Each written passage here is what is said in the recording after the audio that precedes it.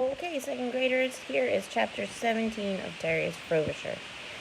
Darius dashed out the front door and looked down the street. His heart leapt when he saw a tandem bicycle approaching. Pedaling away on the front seat was Darius. Behind him, on the second seat, sat a familiar figure Darius hadn't seen for ages. "Miss Hastings! Darius!" Darius waved wildly. "Miss Hastings, what are you doing here?" His housekeeper was wearing a helmet that looked like a mushroom. She smiled nervously, but she didn't raise her hand from the handlebars. "Hello, Darius, hello," she called out. "I came to find you. We were out looking for you." Darius rang the bell on the handlebars. Ching, ching, ching. Darius started to run toward them, but then a terrible sight sent chills down his spine. Turning onto the street, only a few hundred yards behind Darius and Miss Hastings, was Colonel Crimper's big black car. Darius's heart stuck in his throat. He was trapped. Which way to go? Darius's house was at the end of a dead-end street. Darius thought about trying to reach Darius and Miss Hastings before Colonel Crimper and the others caught up to them, but he gave up on that idea. The car was coming too fast. If his aunt and the colonel and Anthony got a hold of him, there would be no telling what they would do. The big black sedan was cruising down the street, heading straight for him. When it passed Darius and Miss Hastings on their bike, the car seemed to pick up speed. Darius had to get away. He turned and started running toward Darius's house. The colonel honked the horn. Aunt Inga was hanging out the passenger side window. "Stop!" she shrieked. "Stop right now, Darius!" "We'll get you, you pathetic worm!" yelled Anthony from a back window. Darius darted around the side of the porch. There was the red bike waiting for him, sparkling in the sun. He strapped on the helmet, flung himself on the seat, and started pedaling. He twisted the handlebars one way and another, making his way through the maze of bicycle parts in Darius's yard. "Wait, Darius! No! Wait!" Darius was calling to him, but Darius was too scared to stop. He was determined not to end up at Crapper Academy. Through the jumble of bicycles, he saw an opening into an alley, and beyond it, the backyards of other houses. Between the houses, he saw another street. He pushed the pedals even harder, riding into the neighboring backyard. Colonel Crimper's car screeched to a halt, skidded a few feet, and crashed into the fence in front of Darius's house. Bikes toppled down from the fence onto the hood of his car. "Keep going!" screamed Aunt Inga. "He's getting away!" "I'll get that twerp," Anthony said. He threw open the car door, almost smashing it into the tandem bike. Darius swerved to avoid the door and guided the bicycle up the sidewalk. He hopped off the bike and turned to Miss Hastings. "Are you all right, Gracie?" he asked. "My goodness, yes," she answered. "How exciting!" "Give me a bike, you old geezer," growled Anthony. "I wouldn't give anything to anyone as rude as you," replied Darius. "Then I'll just take one," Anthony shot back. He turned and ran through the yard looking for a bike. "This is all junk," he bellowed, rummaging through the dismantled bicycles. "Trash! Worthless!" "You are as blind as a bat," said Darius. "These things are priceless." "Don't say my son is blind. He can see perfectly well," said Mrs. Gritbun squawked. Aunt Inga was peering at Miss Hastings as she took off her helmet. "Haven't I met you somewhere before?" she asked. "Yes, I am Miss Hastings, Darius's housekeeper." "I knew it! I should have known you were behind all of this," Aunt Inga breathed heavily. "I am behind nothing. It's about time that you realized." A loud whoop stopped her mid-sentence. "Finally!" Anthony roared. "Here is a bike I can use. It's pretty weird looking, but it will do." He wheeled out Darius's flying bicycle, loaded down with fins and extra equipment. "No!" pleaded Darius, running toward Anthony. "Not that one. It is not safe. You mustn't ride it. Back off, you old fart. You just don't want me to catch that little creep." "Of course I don't, but this bike is not safe. And you don't have a helmet. I must ask that you not ride that bike. It's for your own good." "Buzz off, old man," said Anthony as he turned the bike in Darius's direction and climbed on. "I'm out of here. Please, no!" Daedalus ran toward Anthony, desperate to stop him. Anthony gave Daedalus a shove and sent him sprawling back into a pile of training wheels. Daedalus struggled to disentangle himself from the little wheels and frames. "Whatever you do, don't push it into the last gear," he shouted frantically, trying to get to his feet. "Don't use the 7th gear. You are not ready for it. Listen to me." "Forget you," said Anthony. He rode off, dodging a heap of handlebars, and followed Darius into the alley. Everyone watched the boy pedal off, chasing Darius. "If he uses the 7th gear," said Daedalus, "we may never see him again." "Why?" asked Miss Hastings. "What will happen?" "I'm not sure," said Daedalus. "He'll go careening off to some other part of the universe, I think." "Stop him! Please stop him!" pleaded Gertrude Gritbun. But no one had ever learned how to stop Anthony, not even Colonel Crimper. Darius, heart-pounding, stood on the pedals and pumped so hard his legs ached. He veered around the next corner and narrowly missed colliding with a delivery truck. He glanced behind him. Anthony, bigger and stronger and riding Daedalus's much more powerful bike, was gaining on him fast. The boy was now so close that Darius could hear him panting. Anthony drew closer and closer as the two bikes screamed down the street. Darius didn't know how much longer he could keep up this pace. The pain in his legs was almost unbearable, and the wheels on his bike were beginning to wobble a little from the speed. He looked down at the shifter. He was in 5th gear. Darius read the sign again. The warning was clear. "Caution. 6th gear for emergencies only. Hold on tight. Don't fly alone." Darius couldn't think of a bigger emergency than this. If Anthony caught him, he would be sent away to Crapper Academy, where he would have to live with that bully for 24 hours a day, along with 500 other boys who were probably just like him. He would lose Daedalus and Miss Hastings after he had just found her again. A wicked laugh interrupted his thoughts. "I've got you now, Worm," Anthony called. "I know what you were wishing. For once, your wish has been granted." Darius couldn't imagine the bike going any faster, but he figured it was his only hope.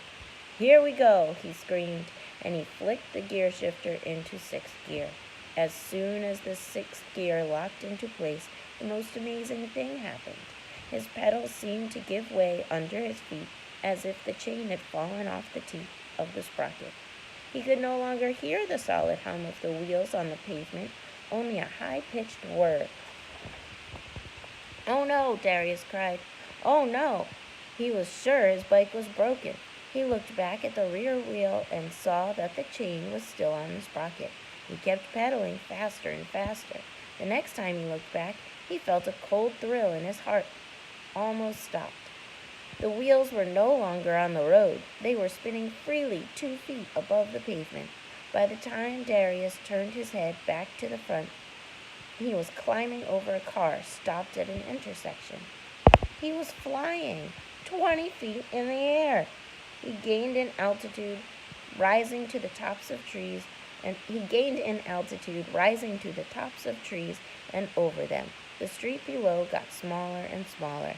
"Yee-haw!" Darius screamed. "Yee-haw! Yee-haw!" He tilted the handlebars to the right, and the bike made a wide banking turn. So he was leaning over, looking down at the entire town. When Darius took off into the air, Anthony yelled. Without a thought, he shoved the gear shifter up to the 6th notch. Anthony's stomach lurched as his bike left the ground and soared over the rooftops. "Aye!" he shrieked, holding on to the handlebars for dear life. His legs trembled in fear, and he stopped pedaling. As soon as he did, the bike started to descend, heading toward a tree. "Help!" Anthony screamed. "Someone help me!" He started to pedal again, more frantically than before. There's no quotation marks on that. He started to pedal again, more frantically than before. The bike angled upward, lifting just in time to brush the top leaves of the tree. A flock of blackbirds rose out of the branches like a dark cloud and surrounded him, whistling and shrieking. "Ah!" he said. "Get out of here, you creepy birds!" The blackbirds veered away from him, and Anthony kept pedaling, heading up into the blue. "Whoa, baby!" he shouted. "I'm flying!" Darius looped around and passed Anthony, going the other way. Anthony made a wide turn and followed him. "Look out! Here I come," he called. "I'm catching you, and I'm not even in 7th gear yet. Faster and higher than you." He caught up with Darius and soared past him. Anthony seemed to have forgotten about catching Darius. Now he was just showing off. Darius coasted along, not at all interested in a race with Anthony. Here in the sky, it was strangely quiet. There was only the whir and click of the bicycle wheels. The sun shone between large puffy clouds, and for a brief moment, Darius forgot about everything else. "I've never seen the sky so blue," he said aloud. He looked directly beneath him. Daedalus' yard, filled with bicycles, was a wonderful jumble of color and design. Shining in the sun, it was like his father's maps, but more vibrant, more alive. It was real. "No wonder my father loved flying so much," he thought. Quite clearly, in his mind, he could see his father smiling at him. And then he saw a jumble of images. Darius couldn't tell whether they were in his mind or up ahead through the clouds. First, he saw an enormous balloon drifting through the air over a great blue ocean, with gigantic crest of waves rising and falling, stretching away to the far horizon. Then, just as clearly, he saw and felt his father holding the bicycle for him on the street where he had grown up. His father's hand was on his shoulder, and Darius heard the ching, ching, ching of the change in his father's pocket as he ran along beside the bike. The next instant, he felt himself riding down the street alone and free. The bike wobbled as he turned back, and he saw his father standing there in the middle of the street, his arms outstretched. "Come home, Flyboy," his father called. "Come back, all on your own." Then the sun came out behind a cloud and shone down on Darius's face. The image he had just seen disappeared. "Come back!" a familiar voice drifted up to him from below. Darius looked down, and once again he saw Daedalus' house. In the front yard, gathered around the Colonel Crimper's car and the tumble of bikes, stood the tiny figures of Daedalus, Miss Hastings, Aunt Inga, Mrs. Gridbun, and the Colonel, all looking up into the sky, shielding their eyes from the bright sun. Darius shook his head in disbelief. He must have been imagining the ocean and his father's balloon. It had seemed so real, but now here he was on a shiny red bicycle, back over the bike shop again. Something in Darius still wanted to go on, go faster, to fly away, chasing his father off in the sky forever, like Icarus, who flew higher than anyone else had flown. "Come back, Darius," Daedalus called again, waving and flapping his arms. "Come back, we love you. We love you, Darius," Miss Hastings cried. When Darius heard those words, his heart lifted up in his chest. He remembered the silver wings on the chain Miss Hastings had given him. She had been right. He could fly. He stopped pedaling for a moment, coasting in mid-air. He looked down at the group of people beneath him, and then Darius realized something.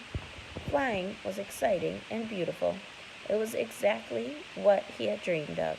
If he chose to, he could soar away and never have to worry about Aunt Inga or Crapper Academy ever again. But now that he was flying free, Darius realized that he didn't want to go faster and higher. He wanted to be with Daedalus and Miss Hastings. That was what he had wanted all along.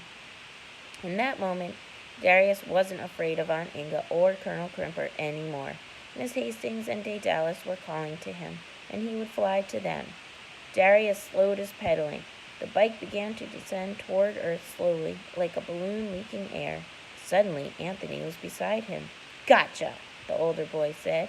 He turned his handlebars and bumped into Darius's bike. Both boys wobbled in the air. "Stop it, Anthony," said Darius. "I'm going back down." "No, you're not. This is way too much fun. Look at this." Anthony turned the bike in a hard loop and circled around Darius. He rose in the air and pulled the bike over in a series of somersaults, turning upside down in wild loops. "How do you like that?" he chortled. "And I haven't even tried 7th gear yet. You won't stand a chance of beating me then."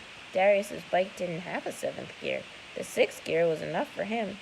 "I don't care," he said. "I'm not racing. Let's go back down." "No way," said Anthony.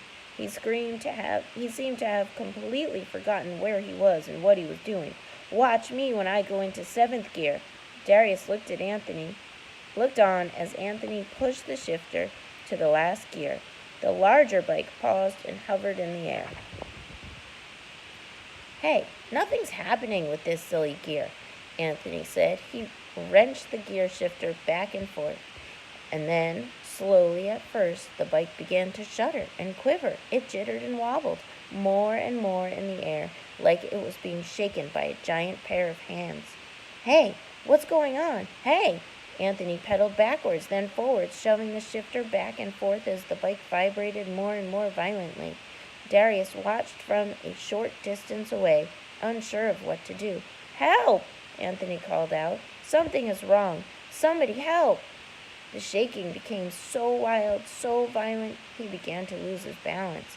He clung on to the handlebars as the bike bucked up and down. Then, with one giant vibration, it threw him off the seat, and he was dangling from the handlebars, with his legs kicking in the air and in front of the bike.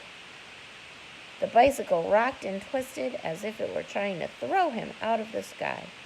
"I'm gonna fall! I'm gonna fall!" Anthony screamed. "Help! Help me!" He whimpered and sobbed as his hands slipped from the handlebars and down the side of the front forks that held the front wheel. Both hands grabbed onto the bottom of the wheel as it rocked back and forth. In a moment, he would fall. The end of Anthony. What do you think? What would you do? Darius didn't even think. He pedaled his bike up toward Anthony and positioned his rear fender right under Anthony's dangling legs. "I've got you, Anthony," Darius called. "Sit on the fender. Grab onto my shoulders." For once in his life, Anthony listened. His legs slid down on the other side of Darius's rear wheel, and when he was sitting on the rear fender of the red bike, he let go of the bucking, twisting bicycle. With Anthony's weight added, Darius's bike dropped suddenly in the sky. Darius pedaled hard, and the bike rose again, balancing gently in the air. He looked up at Anthony's bike, still twisting and shaking above them. And then there was a clear, bell-like sound, as if someone had gently tapped a beautiful crystal glass with a fork or a spoon. Cling! With that sound, the twisting, turning bike vanished into the air. "Wow," said Darius. "Did you see that?" But Anthony was too busy sobbing behind him to notice what had happened. "Get me down from here," the older boy wailed. "Get me down right now." Darius pedaled slowly, and the bike began to descend. It was a long way down, and Darius began to turn the bike in slow, graceful circles. He enjoyed every moment in the air, even with Anthony whimpering behind him. Below, Darius saw Daedalus' yard and the grown-ups looking at him. Miss Hastings was waving her arms. "Yoo-hoo!" she called. "Yoo-hoo! Come here! Come back here!" Darius circled around and around until at last the tires touched down on the pavement on the street near Daedalus' house. With all the adults watching, he coasted to a stop directly in front of them. And that is the end of chapter 17. We have 2 chapters left.